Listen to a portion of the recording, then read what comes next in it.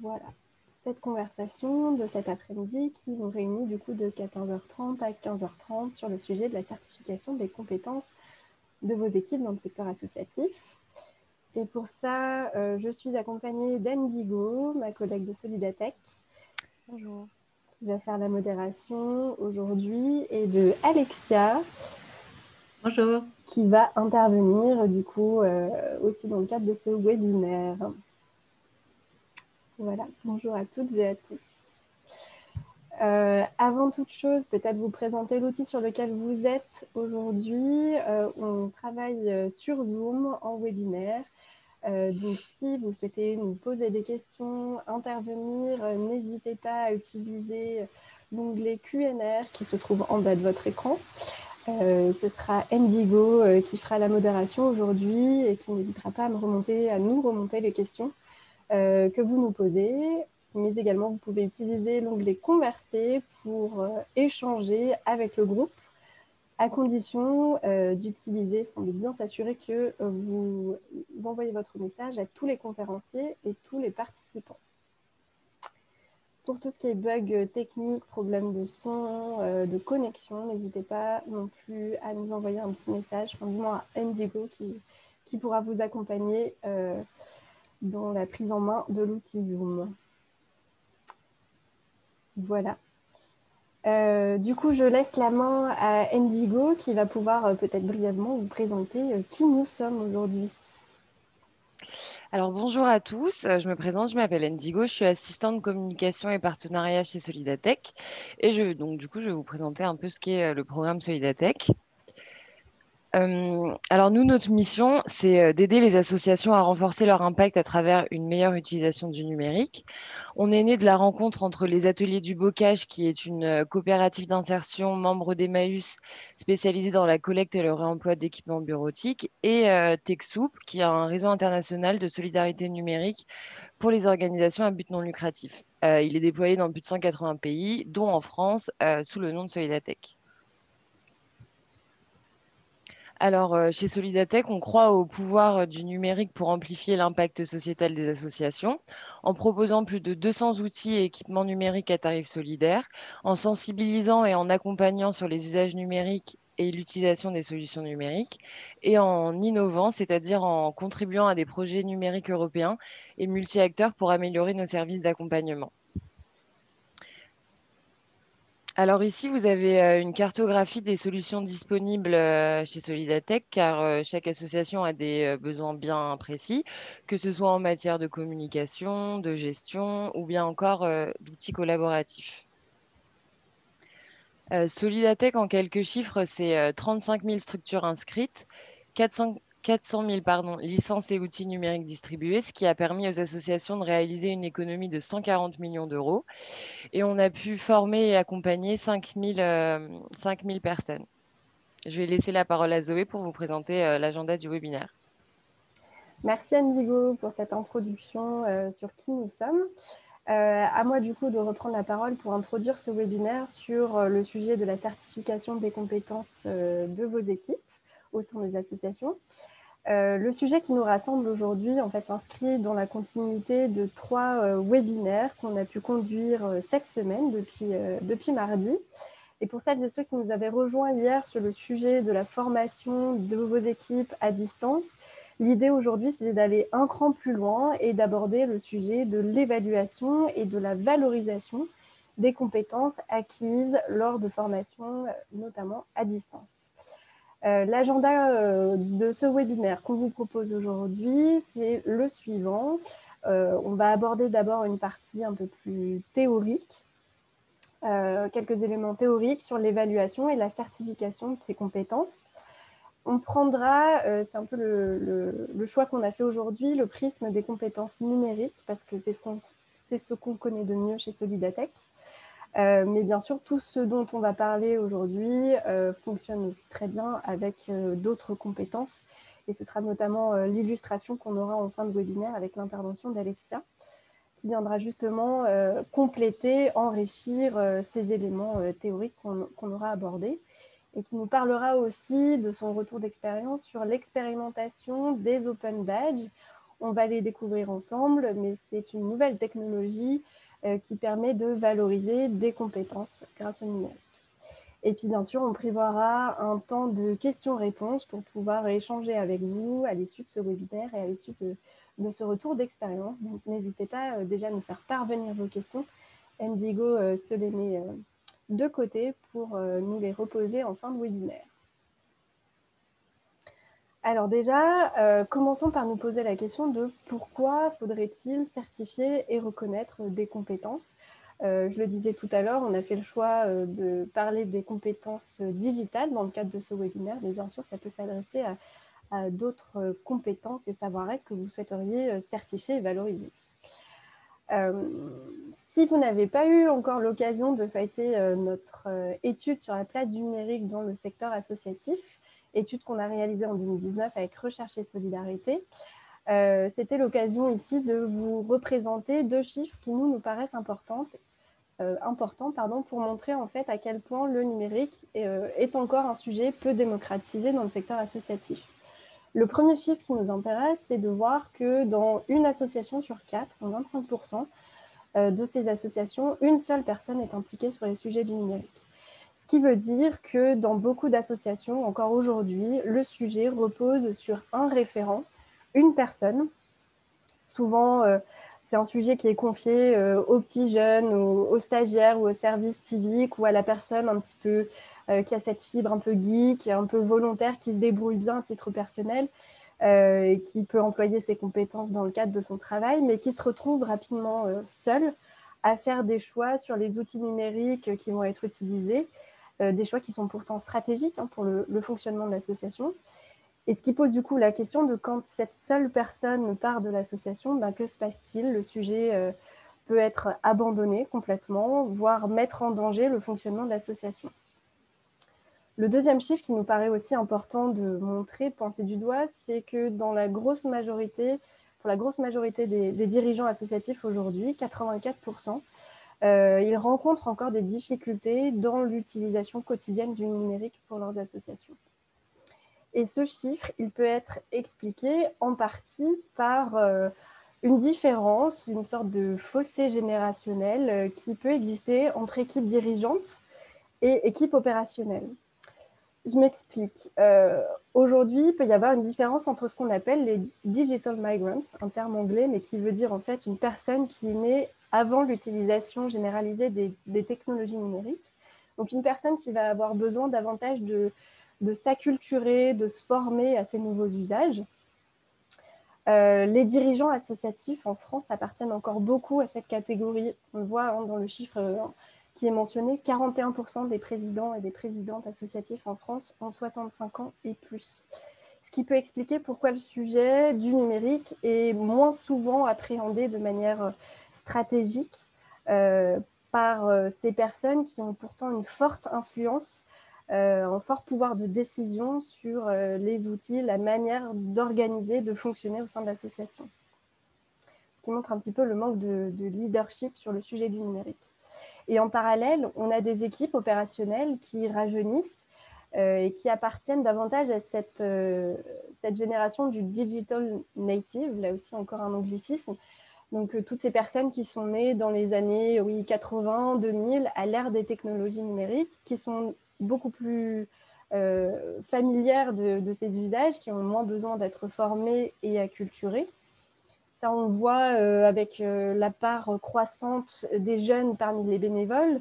Aujourd'hui, il y a 22% des bénévoles qui ont moins de 35 ans. C'est souvent des bénévoles qui vont être davantage sur des missions terrain, sans être sur des postes à responsabilité ou avec du management. Et c'est une part qui est en augmentation depuis ces dernières années. On était à 15% il y a 9 ans et aujourd'hui, on est à 22% et ça continue d'augmenter. Et c'est parmi ces équipes opérationnelles qu'on va retrouver finalement ces fameux référents numériques, donc ces personnes qui vont s'occuper de la veille numérique, des choix des outils qui vont être utilisés. Et c'est des personnes qui vont davantage avoir besoin qu'on valorise leurs compétences, qu'on valorise leurs expériences pour gagner en légitimité et en responsabilité. Alors, c'est quelque chose, nous, qu'on voit quand on accompagne des associations et que vous avez peut-être vécu vous, dans les associations dans lesquelles vous travaillez aujourd'hui. Ce qui fait que quand on parle d'enjeux de la reconnaissance des compétences numériques, il faut qu'on réponde à différents besoins. Le premier, on vient de le dire, c'est pour valoriser l'expérience et le savoir-faire de ces fameux référents numériques, donc de ces personnes qui vont porter le sujet en interne. Le deuxième, ça va être de favoriser la montée en compétences des salariés et des dirigeants associatifs. Parce que c'est en valorisant petit à petit ces compétences numériques acquises qu'on va pouvoir inciter, encourager davantage ces personnes à en développer davantage. Et enfin, le troisième besoin qu'on observe, c'est vraiment aider les associations employeuses à recruter les bons profils.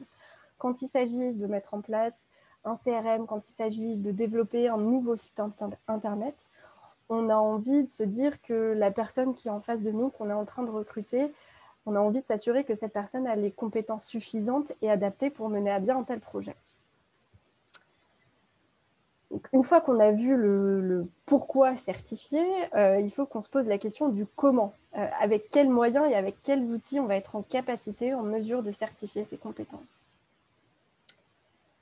Alors, une partie de la réponse se trouve en fait dans l'évaluation de ces compétences. Quand on parle des compétences digitales, on peut évaluer par exemple l'acquisition des connaissances. C'est de se dire, je sais et je comprends par exemple les enjeux de la transformation numérique pour mon association. On peut aussi se dire, je vais chercher à évaluer l'acquisition de compétences. Donc c'est, je sais, je suis capable de mettre en place un projet numérique spécifique, je sais débloquer des pannes informatiques par exemple, ou je sais communiquer sur les réseaux sociaux, Facebook, Twitter, LinkedIn. On peut aussi chercher à évaluer la maîtrise d'un outil numérique, par exemple dans le cas d'un logiciel métier, ça peut être intéressant. Il faut simplement avoir en tête une petite nuance qui est qu'on peut chercher à évaluer des compétences, enfin, la maîtrise des fonctionnalités globales d'un outil. Par exemple, je sais comment fonctionne Zoom globalement, inviter des personnes, partager mon écran. Par contre, à mon sens, ça a moins d'intérêt de chercher à évaluer la maîtrise des fonctionnalités de manière très précise d'un outil parce que ces fonctionnalités évoluent tout le temps. Il y a tout le temps des nouveaux développements. Et nous, c'est vraiment ce qui nous pose problème au quotidien chez Solidatech, c'est qu'on attend de nous qu'on soit expert d'un outil, sauf que sur Zoom, ça change tout le temps. On va avoir des nouvelles fonctionnalités de division en groupe, de sondage, de manière de lever la main, bref. Il faut vraiment garder cette nuance en tête. En termes d'évaluation, on peut aussi se demander quand est-ce qu'il faut évaluer. Est-ce que c'est après une formation en ligne ou en présentiel? Et du coup, ça a aussi une influence sur les outils qu'on va utiliser. Mais ça peut être également utile de se dire qu'on va chercher à évaluer avant le recrutement d'une ou d'un nouveau collaborateur, ce qui est possible aussi. Nous, la façon dont on a abordé le sujet de l'évaluation, c'est de se dire qu'on va se baser aussi sur un référentiel de compétences. Un référentiel de compétences, c'est un outil qui permet à plusieurs acteurs de parler d'un même langage. Donc, entre associations employeuses, recruteuses, de dire qu'on va chercher, qu'on parle des mêmes compétences.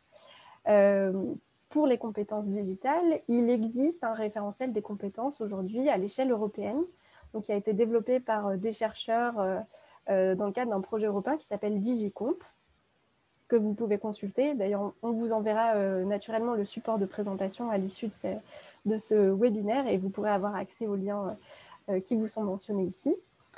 Mais il existe pas uniquement des référentiels de compétences digitales, il y en a plein d'autres. Et là, on vous cite notamment le cas du référentiel des soft skills, donc du référentiel des savoir-être, qui a été notamment utilisé dans le cadre de la création de Job Ready, dont Alexia va nous parler juste après. Ce sera l'occasion de lui poser des questions à ce sujet. En termes d'outils pour évaluer ces compétences, on peut identifier différents niveaux d'évaluation en fonction du degré de complexité qu'on veut avoir.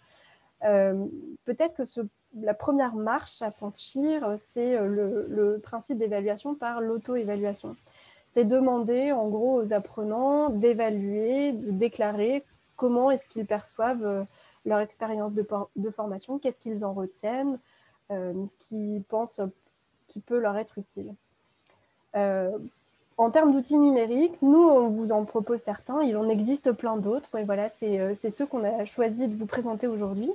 2 outils qui sont soit gratuits, soit avec une première version gratuite, avec certaines fonctionnalités.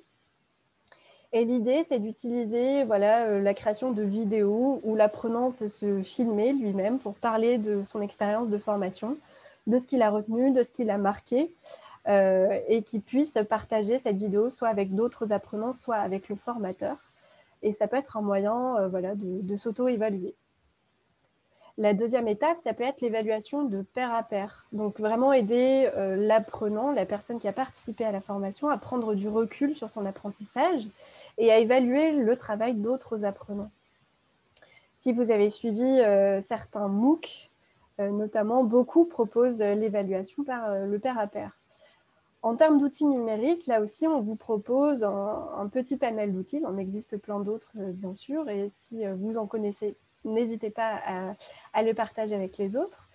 On a testé les wikis, qui sont en fait une sorte de site collaboratif dans lequel les apprenants, les participants à une formation vont pouvoir accéder librement et partager des ressources qu'eux connaissent et qui peuvent être utiles pour le groupe ou réagir sur des forums de discussion, apporter des éléments complémentaires à ce qui aura pu être dit. C'est une manière parmi d'autres de faire de l'évaluation de pair à pair. Un autre outil qui peut être intéressant, c'est Zoom, la visioconférence comme ce qu'on utilise aujourd'hui, avec la fonctionnalité divisée en sous-groupes, qui permet de créer des espaces de visioconférence en petits groupes pour faciliter les échanges entre pairs.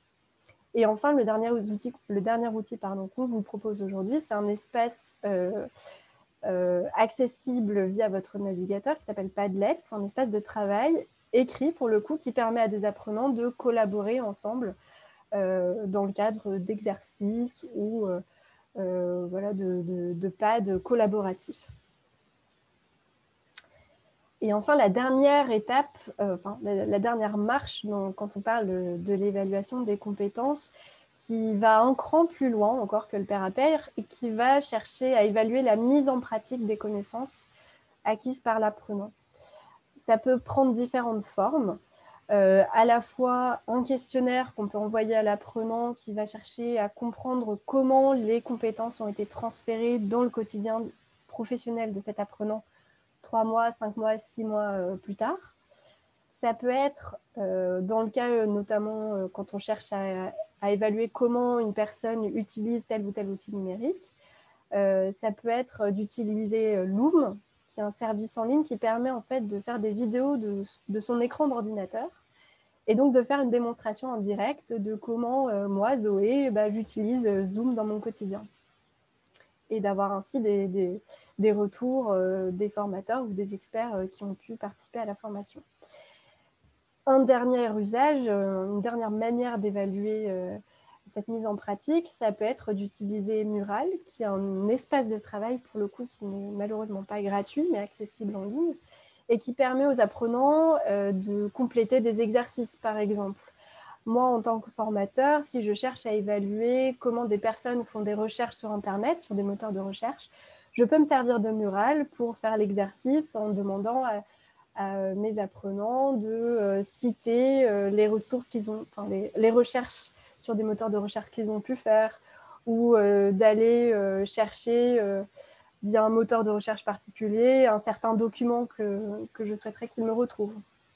Ça, c'est possible via Mural. Donc, une fois qu'on a justement évalué ces compétences et qu'on est sûr que les personnes ont acquis les bonnes compétences, comment est-ce qu'on va les valoriser? Comment est-ce que les personnes vont pouvoir les montrer au monde, entre guillemets? Alors, la méthode la plus connue, la plus développée aujourd'hui dans notre société, c'est peut-être l'émission d'un diplôme, d'un certificat papier, un peu comme ce que reçoivent les étudiants finalement après un cursus universitaire.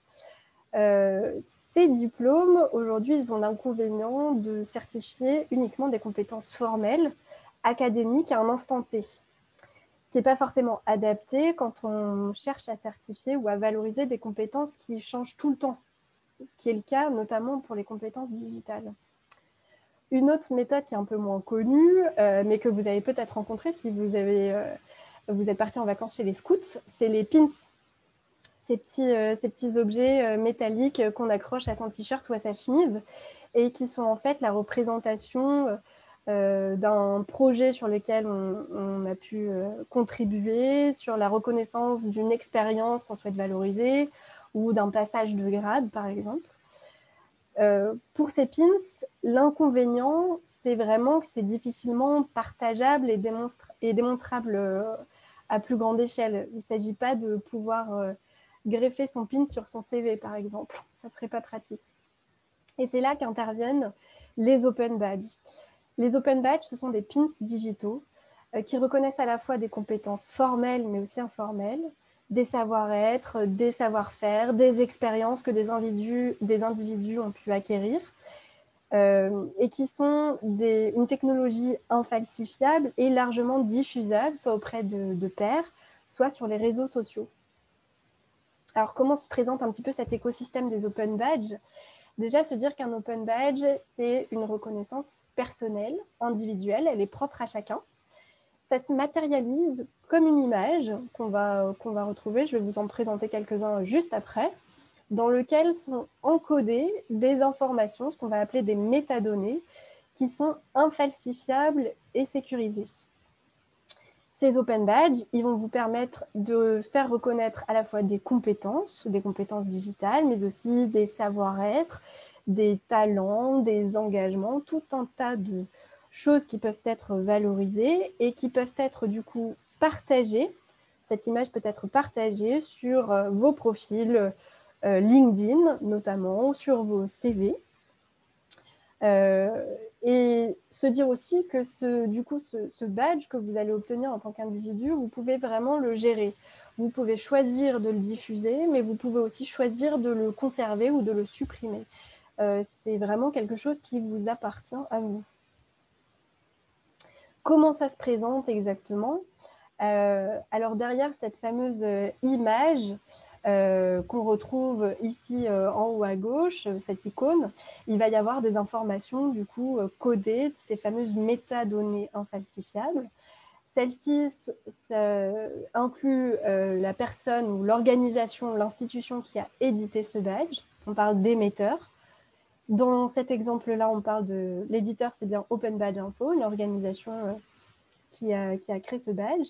Et il y a aussi des critères qui vont être ajoutés, des critères qui vont permettre aux personnes de pouvoir demander ce badge. À partir du moment où je réponds à ces critères, je vais pouvoir demander ce badge. Et ici, les critères, c'est par exemple avoir 90% de taux de réussite à un quiz. Sachez bien sûr que à la fois l'image et les critères sont propres à chaque émetteur. Vous pouvez vraiment créer les badges à votre image. Et alors, comment ça se présente aussi côté utilisateur ? Ces badges ils vont être collectés, rassemblés dans ce qu'on appelle un passeport numérique, donc une plateforme particulière. On vous en cite une aujourd'hui ici qui s'appelle Open Badge Passport et qui va vous permettre de collecter, rassembler ces badges. Puisque la philosophie, ce qu'il faut savoir, c'est que la philosophie de ces Open Badges qui ont été créés à l'origine par la fondation Mozilla. Alors, si vous ne connaissez pas la fondation Mozilla, c'est un acteur du libre qui travaille pour qu'Internet reste une ressource publique mondiale ouverte et accessible à tous. Et du coup, la philosophie derrière les Open Badges, c'était de créer un système d'accréditation qui vise à valoriser les savoir-faire et à les enrichir tout au long de la vie, d'où l'importance d'avoir ces passeports numériques. Et c'est à partir de ces plateformes-là que vous pourrez les partager sur les réseaux sociaux, sur LinkedIn, sur votre CV, etc. Alors, cette technologie des Open Badges, elle existe depuis maintenant de nombreuses années, 2013 de mémoire. Du coup, il y a déjà plusieurs associations qui se sont saisies de cette technologie pour les utiliser. et pas uniquement pour reconnaître les compétences digitales. Et c'est ça qui est intéressant. Là, on vous en cite quelques-unes de ces cas d'usage, notamment Libre Savoir, qui a utilisé les Open Badges non pas pour reconnaître les compétences digitales, mais pour reconnaître la participation à des formations qui étaient suivies par des chercheurs d'emploi. Un autre cas d'usage, ça peut être celui de la Ligue de l'enseignement, qui a utilisé les Open Badges pour non pas reconnaître, là encore, des compétences digitales, mais pour reconnaître des savoir-être, ce qu'on appelle les soft skills, mais aussi des compétences hard, des hard skills, qui étaient acquises par des volontaires en service civique. Et enfin, il y a Médecins sans frontières, tout autre usage, qui les a utilisés, cette technologie particulière, pour valoriser des expériences des salariés en mission humanitaire. Donc, il existe pléthore d'exemples dans le milieu associatif qui se sont saisis de cette technologie pour valoriser des compétences, des savoir-être, des expériences. Et c'est notamment le cas de Job Ready, la plateforme que gère et anime Alexia, qui va pouvoir vous présenter comment chez Job Ready, ils utilisent ces Open Badges. Et c'est du coup, à ce moment-là, Alexia, que je te laisse la parole. Est-ce que tu souhaites que je continue à partager mon écran pour l'instant? Alors, je t'invite juste... Voilà, allumer ton micro. Je veux bien, s'il te plaît. On m'entend bien? Oui, très bien. Ok, super. Oui, je veux bien que tu continues à partager l'écran. J'ai juste fait 2 slides, donc si tu peux passer la première. Donc, rapidement, donc bonjour à tous et à toutes encore une fois. Donc, Alexia Dugénie, je suis responsable digitale sur le programme Job Ready, et donc, qui est plateforme d'aide à l'insertion sociale et professionnelle des jeunes via les soft skills, et également de la plateforme Inspire, qui est une plateforme d'aide à l'orientation pour les jeunes, orientation vers les études supérieures. Donc Job Ready fait partie de l'association Article 1 de lutte pour l'égalité des chances. Donc vous dire, je vais essayer de faire assez court parce que je vois qu'il est 15 heures et il faut du temps pour vos questions. Mais rapidement, comme je vous le disais, Job Ready a pour vocation, pour mission d'accompagner les jeunes dans leur insertion sociale et professionnelle. Et donc nous sommes spécialisés, comme le disait Zoé, sur les soft skills, en constatant que c'était un vrai levier pour les jeunes issus notamment de milieux modestes, un vrai levier pour accélérer leur insertion professionnelle. Donc, on s'adresse en particulier aux acteurs de la jeunesse, aux acteurs de l'emploi et de la formation. Donc, la plateforme, elle est proposée comme un dispositif complémentaire aux actions des associations, des universités, des entreprises.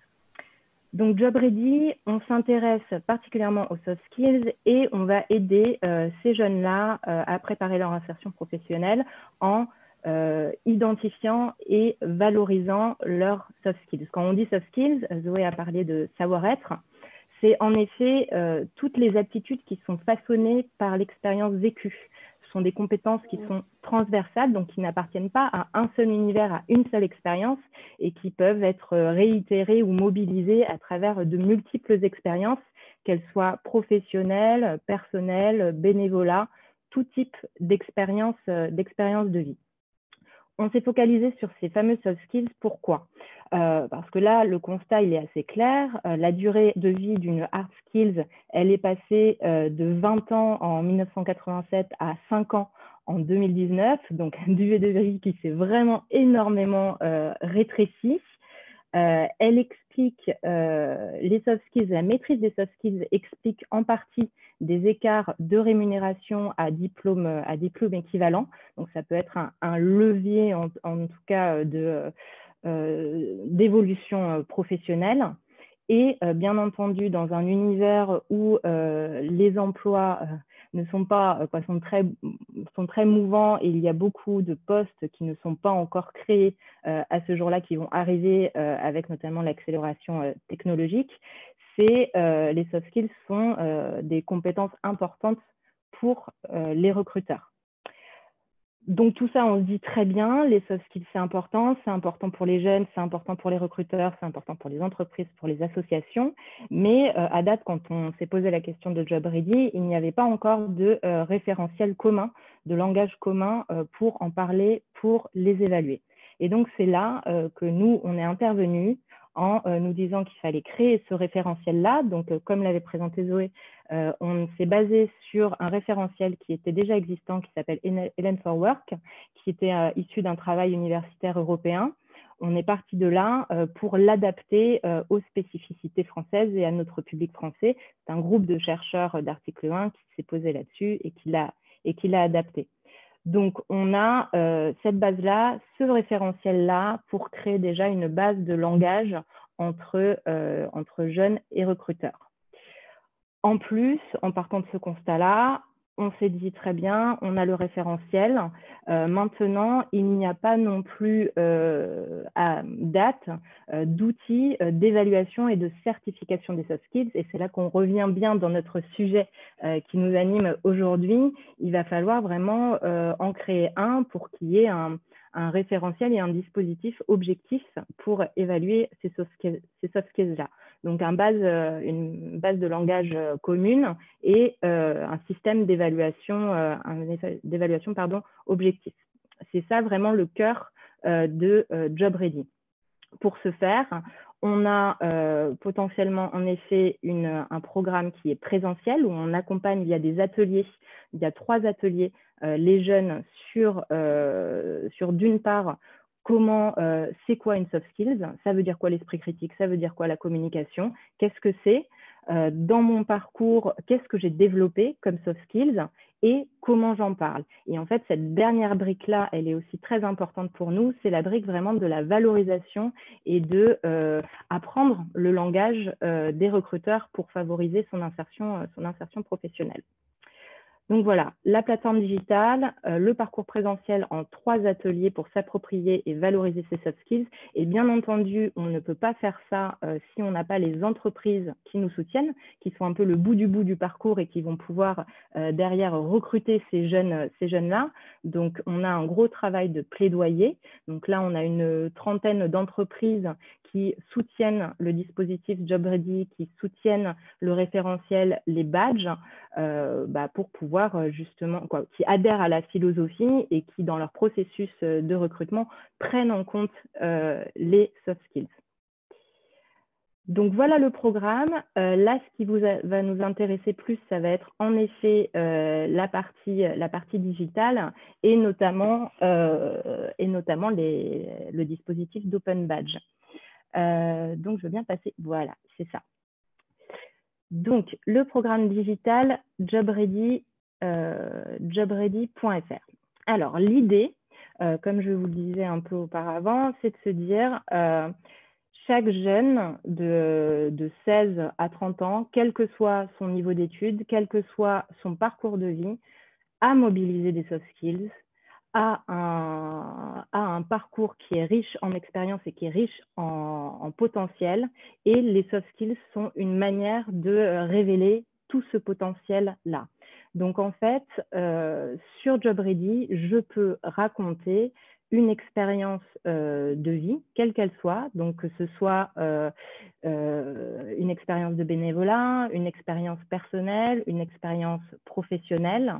Je vais la raconter dans un chatbot. Ce chatbot-là, l'idée, c'est en posant des questions, pouvoir un peu guider l'utilisateur à avoir déjà une première marge de réflexivité sur son parcours-là, de l'accompagner à analyser un petit peu son parcours. Donc, je raconte mon expérience de vie sur le chatbot. Et ce chatbot-là est soutenu par un algorithme de matching qui va faire matcher les réponses de l'utilisateur à un référentiel pour en sortir les soft skills qu'il a mobilisés.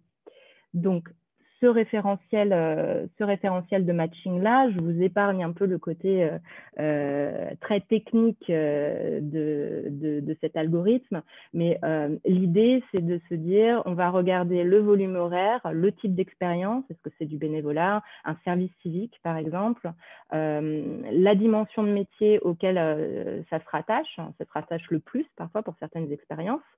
les tâches qui sont associées, le contexte géographique, l'implication du jeune dans les décisions, est-ce que lui-même a pris les décisions, est-ce qu'il a participé à une décision collective. Donc voilà, un petit peu toutes ces modalités, tout ce qui s'est passé pendant son expérience, on va le faire matcher avec un référentiel qui va appliquer un coefficient et dire, bon, bah, voilà, là, ce jeune-là, il a le plus mobilisé la compétence communication, la compétence esprit critique. Donc déjà, ce premier parcours-là, ça permet à ces jeunes de se rendre compte que dans n'importe quelle expérience, même dans un job alimentaire chez McDo, au final, il en a déjà retiré des choses qu'il va pouvoir valoriser derrière en entretien. Donc, on a identifié les compétences.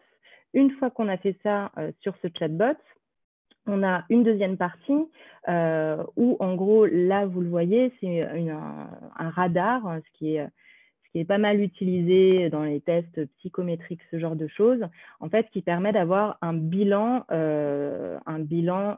pour le jeune des compétences qu'il a mobilisées, des familles de compétences. Alors, pour l'information, il y a dans notre référentiel 45 soft skills qui sont traduites, regroupées en 11 familles. Et dans ce radar-là, je vais pouvoir voir dans la famille communication quelles sont les compétences que j'ai le plus mobilisées au travers de mes expériences. Donc, dans la logique, je suis sur le chatbot, je raconte 2, 3, 4 expériences et là, ce radar me sort un petit peu mon bilan à moi, où est-ce que j'en suis, quels sont mes points forts que je vais pouvoir valoriser derrière, ou même potentiellement mes points faibles, entre guillemets, quoi, mes points de progrès sur lesquels je vais devoir un petit peu travailler derrière. Et quand on dit travailler une soft skills, ça s'apprend pas, les soft skills, c'est un petit peu leur particularité, ça se mobilise, c'est en faisant, c'est en allant faire du bénévolat, en faisant des missions associative ou un job ou quoi ou qu'est-ce, un projet que je vais pouvoir les mobiliser derrière. Donc, c'est pour ça qu'on a un lien aussi avec un centre de mission où là, on propose à nos utilisateurs, à nos jeunes, de s'investir dans des missions associatives. Donc, j'ai mon radar qui me permet de voir où est-ce que j'en suis, quelles sont les compétences que j'ai mobilisées et, in fine, je vais pouvoir les certifier, ces compétences-là. Donc, c'est là où on arrive à la mécanique d'Open Badge. Donc, on fait bien la différence entre les expériences que j'ai mobilisées qui sont vraiment un bilan pour moi et les Open Badges qui me permettent de certifier. Derrière, le parti pris de Job Ready, comme on l'a mentionné un petit peu en amont, c'est l'évaluation par d'autres, par des pairs. Donc, ce qui va se passer, c'est que pour obtenir un badge Job Ready, je vais devoir me faire un badge par compétence. On parle de badge par soft skill. Je vais avoir mon badge communication, mon badge esprit critique. Je vais aller demander à la personne qui a supervisé mon stage chez McDonald's, par exemple, moins plus 1, comme on dit, de m'évaluer sur cette compétence. Je vais demander à un collègue de faire exactement le même exercice et je vais aussi moi-même m'auto-évaluer. C'est ce qu'on appelle l'évaluation 360 qui permet la certification derrière. On a un premier niveau de badge, le badge gris que vous voyez là en bas de l'écran, qui est le badge débutant, qui est un premier niveau de certification qui, lui, s'obtient assez facilement, dans le sens où je peux l'obtenir en m'auto-évaluant. Je n'ai pas encore besoin de l'évaluation de mes pairs. Parce qu'on se dit que tout ce travail de réflexivité, finalement, il faut l'encourager derrière et il faut le valoriser. Donc, du coup, ce serait pas très cohérent que de contraindre vraiment tous les utilisateurs à s'évaluer via des pairs et via des référents, surtout qu'il peut y avoir aussi des expériences personnelles que je peux évaluer. Je peux évaluer, j'ai décidé de faire le Tour de France en solo à bicyclette. J'ai personne pour en attester, mais j'ai quand même envie de savoir quelles compétences j'ai mobilisées derrière et j'ai quand même envie d'avoir cet outil-là qui met en valeur cette expérience-là. Donc, d'où ce badge débutant. Après, on arrive à un deuxième et un troisième niveau de badge qui sont les badges confirmés, où là, en effet, je peux les obtenir en ayant une évaluation positive de mon père et de mon référent et en ayant cumulé 350 heures au total sur cette compétence-là. Donc, c'est-à-dire que, bien entendu, toutes les expériences, en fait, elles communiquent entre elles. Je peux avoir 3 expériences qui ont mobilisé ma compétence communication. Donc, j'ai un volume horaire suffisant et j'ai des personnes pour certifier. Puis, nous avons le badge expert où là, c'est 900 heures et il y a une double évaluation derrière. Donc, on passe en effet des niveaux. Sachant que ces badges, dans la philosophie Job Ready, l'idée, c'est que ils soient vraiment en effet des outils de valorisation et des outils pour aider de leur parcours. Pour schématiser un petit peu, nous, on aimerait bien que sur un CV, au lieu de mettre 3 compétences en bas de CV, 3 loisirs, ce soit vraiment remplacé par ces outils-là qui sont beaucoup plus clairs et attractifs pour les recruteurs. Donc ça, pour les badges, sachant que ces badges-là, on encourage, et là on a développé la fonctionnalité pour, à les partager sur LinkedIn, bien entendu, et à les partager à des pairs et des référents. L'idée, Job Ready, c'est un programme qui est assez jeune. Hein. Il est sorti, la partie digitale est sortie en décembre. Et là, nous, notre cap, c'est vraiment d'à terme de créer des communautés de jeunes badgés qui communiquent avec des communautés de l'insertion professionnelle qui reconnaissent aussi les badges pour qu'en fait ce petit monde puisse vraiment communiquer et se reconnaître mutuellement. Ça facilite pour les RH en tout cas un travail de recrutement et de lisibilité sur les soft skills, ce qui est encore à l'heure actuelle pas tout à fait en maîtrise, et ça permet aux jeunes derrière de parler ce langage-là de RH et de recruteurs. Voilà comment on les utilise. Je vous ai expliqué les 3 niveaux de badge, je vous ai expliqué tout ça. Je pense que j'ai fait le tour. Super, merci beaucoup Alexia pour cette présentation. Je vois que ça a suscité pas mal de réactions en questions-réponses. Alors peut-être qu'on peut passer directement au temps de questions-réponses. Indigo, je ne sais pas ce que tu en penses. Ouais, on va faire ça. Je prends d'abord les questions qui sont pour Alexia, ça vous va?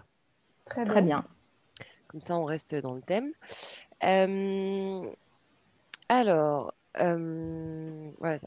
Alors, il y a Bertrand qui demande si l'utilisation du chatbot est compatible avec des personnes qui ont du mal à écrire français. Est-ce que l'algorithme prend en compte des grosses fautes de français? En fait, sur le chatbot, il y a très peu de sévices, finalement. Vous pouvez aller le tester là sur jobready.fr. Le chatbot est ouvert et en fait, il y a beaucoup de sélection plutôt que de l'espace vraiment ouvert d'écriture. Mais en tout cas, c'est en effet une préoccupation qu'on a, c'est d'adapter le programme à des publics, le programme digital à des publics fragiles. Merci. Alors, Vincent nous demande concrètement comment utiliser les open badges. Comment les utiliser? Okay. Pour un bénéficiaire ou pour une structure? Alors oui, là, peut-être que Vincent, je ne sais pas si vous pouvez spécifier votre question. Peut-être que Alexia, tu as des éléments à donner sur comment les utiliser en tant que bénéficiaire. En tant que bénéficiaire, oui, tout à fait. Comme on le disait, ce qui se fait beaucoup, c'est de les partager, notamment sur LinkedIn. Il y a une rubrique formation, certification sur LinkedIn, là où mettre un petit peu la plupart des utilisateurs leurs certificats de compétences numériques, Google Analytics et tout. Là, on peut en effet partager ces badges là-dessus. Ce qu'on a aussi, c'est sur Job Ready, on peut télécharger un CV de soft skills où apparaissent les badges. Donc là, dans ce CV de soft skills, il y a ce fameux radar, il y a un récapitulatif des expériences que j'ai renseignées et il y a un récapitulatif des expériences, des compétences, des soft skills que j'ai mobilisées et certifiées grâce à ces expériences-là. Donc ça, c'est un véritable outil pour vraiment faire du lien entre ces différentes expériences et en parler à des recruteurs. Et après, bien entendu, ces badges-là, ils se partagent. C'est un lien, au final, c'est un lien numérique qu'on peut envoyer par email, sur un chat, où on clique dessus et on a ce qu'on appelle un displayer sur Open Badge Factory avec le récapitulatif de l'expérience, comme le disait Zoé, en effet, les métadonnées, les preuves d'obtention de ce badge-là. Oui, c'est le fameux, voilà, c'est cette page-là qui s'affiche quand on clique sur un lien Open Badge, sans les grosses croix rouges, enfin, sans les grosses flèches. Est-ce que tu as d'autres questions, Indigo, sur ce sujet? Oui, alors, mais je pense qu'on y a répondu. C'était pour savoir si le chat était disponible à tout le monde. Donc, je suppose que oui, il faut juste aller sur jobready.fr. Le chatbot, oui. Le chatbot est disponible à tout le monde. Il faut cliquer sur l'icône Georges. Alors, c'est un toucan, c'est notre mascotte.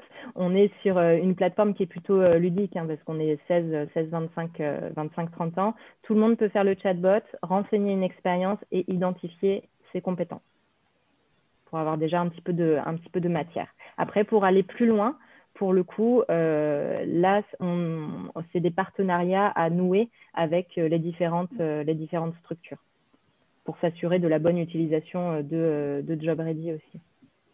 Bien sûr. Super. Oui, parler de ces expériences, c'est déjà une compétence. Ensuite, Jean-François nous demande... Alors, attendez, il faut que je reprenne bien la question. Voilà ça. Il est salarié d'une association de retraités et ils ont toutefois des adhérents de plus de 60 ans en difficulté car sans emploi mais très dynamiques et ne pouvant pas faire valoir leur droit à une retraite suite à un parcours professionnel chaotique. Ce programme pourrait-il les intéresser? Pourrait-il les intéresser? Oui. Alors, disons que c'est vrai qu'on est un petit peu en dehors de la cible et des utilisateurs pour qui on a fait la plateforme. En réalité, n'importe qui peut se saisir de JobReady. Vu qu'on parle de toute expérience de vie, ça peut parler à tout le monde. Et c'est déjà en effet un pas que de savoir parler de ces expériences-là et de pouvoir les valoriser. En termes de confiance en soi, c'est important en fait de valoriser ces expériences-là. Après, c'est juste sur l'utilisation numérique que j'ai un peu plus de doutes. Donc oui, sous couvert d'accompagnement numérique, potentiellement. Merci. Alors, je vais reprendre les questions du début. C'est Jérémy qui demande s'il existe des référentiels sur les compétences numériques de base que l'on doit posséder, notamment en tant que demandeur d'emploi. Pour éclairer le contexte, il travaille sur la réduction de la fracture numérique chez les demandeurs d'emploi qui n'ont pas accès à plein d'outils d'accompagnement en ligne, soit par manque de matériel, soit par manque de compétences. Alors, pour vous répondre, parce que nous, on a fait quelques recherches sur le sujet, notamment parce que ça a trait aux compétences numériques. Il y a eu des adaptations du fameux référentiel dont je parlais tout à l'heure, le référentiel européen Digicomp, qui est en fait le référentiel de l'ensemble des compétences digitales, quel que soit le niveau. Et il y a des organisations, des structures qui se sont appropriées ce référentiel, qui l'ont adapté pour s'adresser à un public spécifique, à un niveau spécifique. Et c'est notamment le cas, on pourra vous envoyer le lien vers cette étude d'un projet qui s'appelle DCDS-project.eu, qui est en fait une adaptation de ce référentiel Digicomp européen pour des compétences digitales de base à destination d'un public adulte, notamment peu à l'aise avec le numérique, qui voit en recherche d'emploi, qui pourrait aussi être une adaptation à ce public-là. On pourra vous envoyer le lien et je vous invite vraiment à aller voir ce projet-là, les résultats et le référentiel avec les compétences qu'il y a derrière qui sont disponibles. Je vais pouvoir les ajouter d'ailleurs dans le lien dans l'onglet conversation. Oui, tout à fait, Jérémy, c'est bien ça, dcds-project.eu. Merci Zoé. Alors, Mathias nous demande, concernant les diplômes, savez-vous si le passeport de compétences informatiques européen PCIe est reconnu et populaire chez les employeurs et les dirigeants associatifs? PCIE. Alors, pour être tout à fait honnête, je n'en ai pas entendu parler personnellement. Ce qui ne veut pas dire que c'est pas développé au sein du secteur associatif.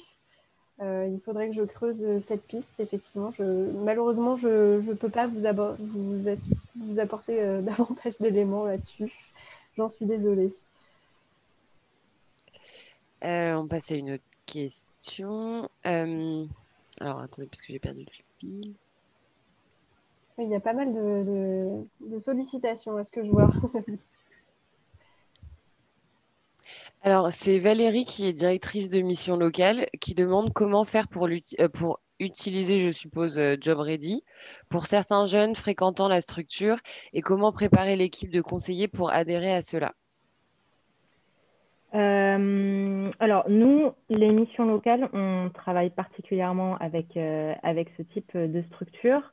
On a des programmes, en effet, qui sont en présentiel, où on peut mettre en place des ateliers où nous, on intervient auprès des jeunes.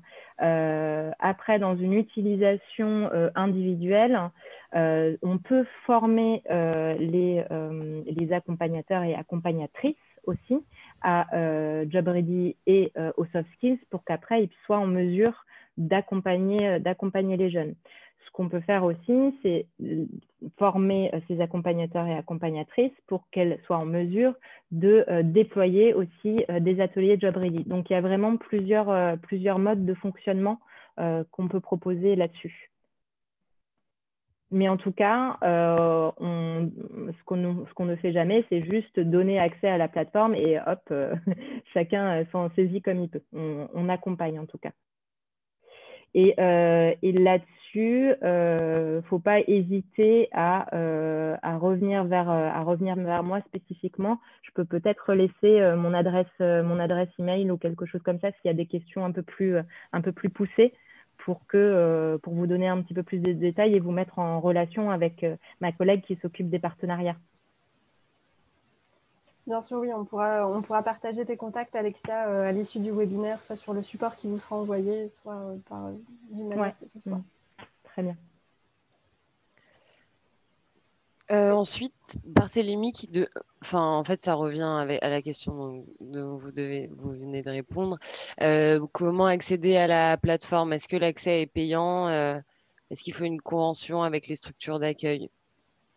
Oui, alors on donne accès en effet à tout le monde au chatbot, à la première partie du chatbot, mais après pour avoir accès à tout le programme, ce sont des conventions de partenariat à nouer avec les structures. Merci. Ensuite, Mathilde demande si vous travaillez avec des structures d'insertion par l'activité économique et si vous utilisez les open badges pour valoriser les compétences des salariés en parcours d'insertion. Est-ce que vous avez déjà eu ce genre de situation?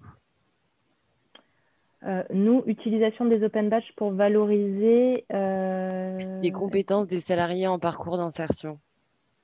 Les compétences des salariés en parcours d'insertion. Je dirais oui, parce que de toute manière, dans le programme JobReady, il y a ces typologies-là d'accompagnement. Donc oui, après vous donner un cas très spécifique avec les open badges là-dessus, malheureusement, je ne vais pas être en mesure de vous en parler plus spécifiquement. Merci. Alors, ouais, vas-y, Indigo. Je reprends juste une question que Bertrand avait posée en début de webinaire, parce qu'il n'avait pas bien compris. Comment fait-on pour prouver qu'une compétence, connaissance, savoir-être est acquis dans le cadre des open badges? Alors, les open badges, ça va être vraiment la dernière brique. Du parcours. Avant, il va falloir que vous mettiez en place un système d'évaluation. Ce système d'évaluation, comme on l'a vu, il peut prendre différentes formes, que ce soit de l'auto-évaluation, de l'évaluation de pair à pair, ou une évaluation à 360 degrés, comme ce qui est le cas chez JobReady.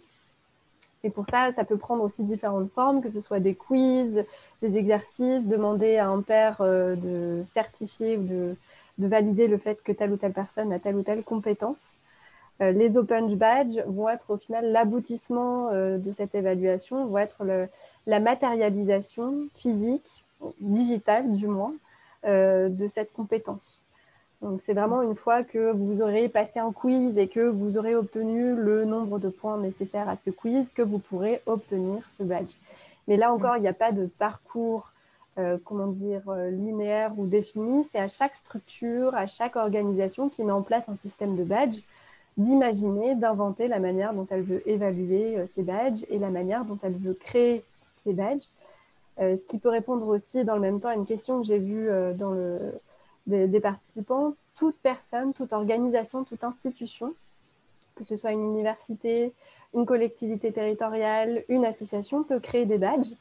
C'est tout à fait libre. Vous pouvez d'ailleurs aller voir sur Open Badge Factory, qui est une des plateformes parmi beaucoup d'autres qui permettent de créer des badges. Il y en a d'autres qui existent. On peut citer Badger, par exemple, Badgecraft. Enfin, voilà, il y en a vraiment pléthore qui peuvent vous permettre justement de créer ces badges et de commencer à les diffuser aux personnes, à votre public. Certaines sont gratuites, d'autres sont payantes selon certains seuils de badges, en nombre de badges au-delà duquel il va falloir payer, mais généralement ça reste assez accessible pour les associations. Donc ouais, je vous invite, nous on a utilisé Open Badge Factory, je crois que c'est aussi la plateforme qui est utilisée derrière Job Ready et qui fonctionne très très bien. Et on vous a présenté aussi Open Badge Factory, c'est du coup du côté du créateur de l'Open Badge, et vous avez Open Badge Passport, qui est du coup la plateforme côté utilisateur. Donc on vous a, voilà, ce qui s'affiche à l'image, c'est vraiment la plateforme qui vous permet de collecter vos badges en tant qu'utilisateur.